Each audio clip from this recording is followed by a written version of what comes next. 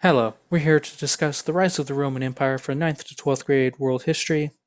And I'm Joshua Wright, and we're here to answer the question basically, how did the Roman Republic fall to dictatorship and imperial rule within a relative short span? The early stages.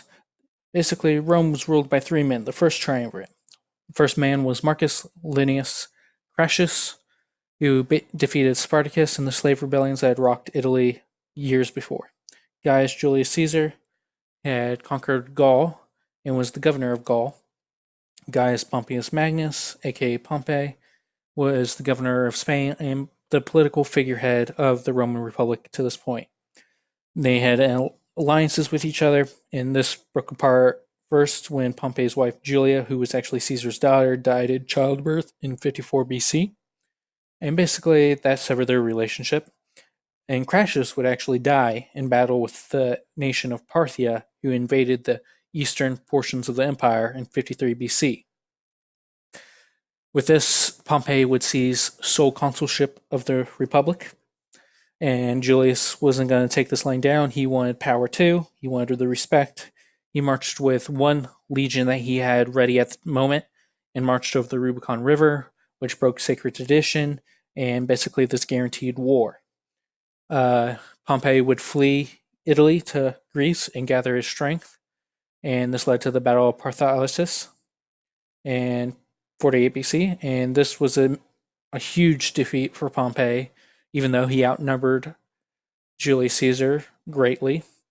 And Pompey would actually flee to Egypt after this battle, seeking aid from a person that he thought was a friend, King Ptolemy XIII.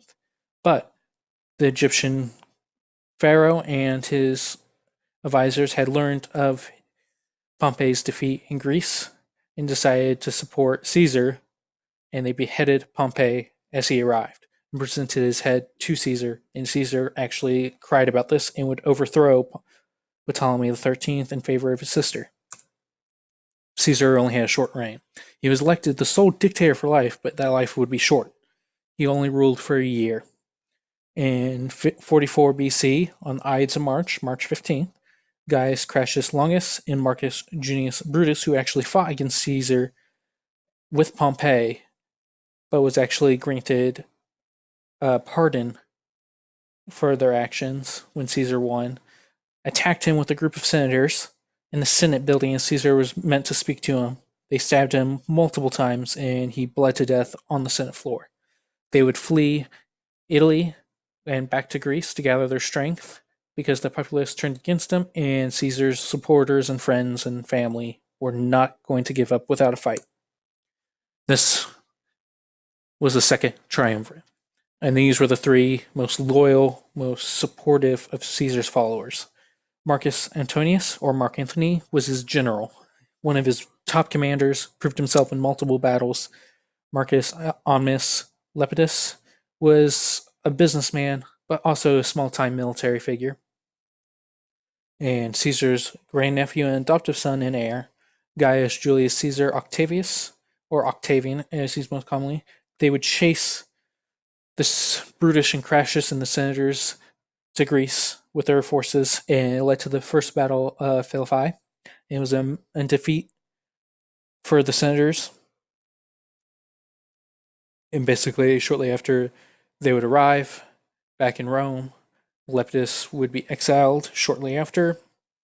Marcus Antonius, or Mark Antony, and Octavian had a mutual dislike for each other, but kept things calm because the marriage alliance between them two, with Mark Antony marrying Octavia, which was Octavian's sister.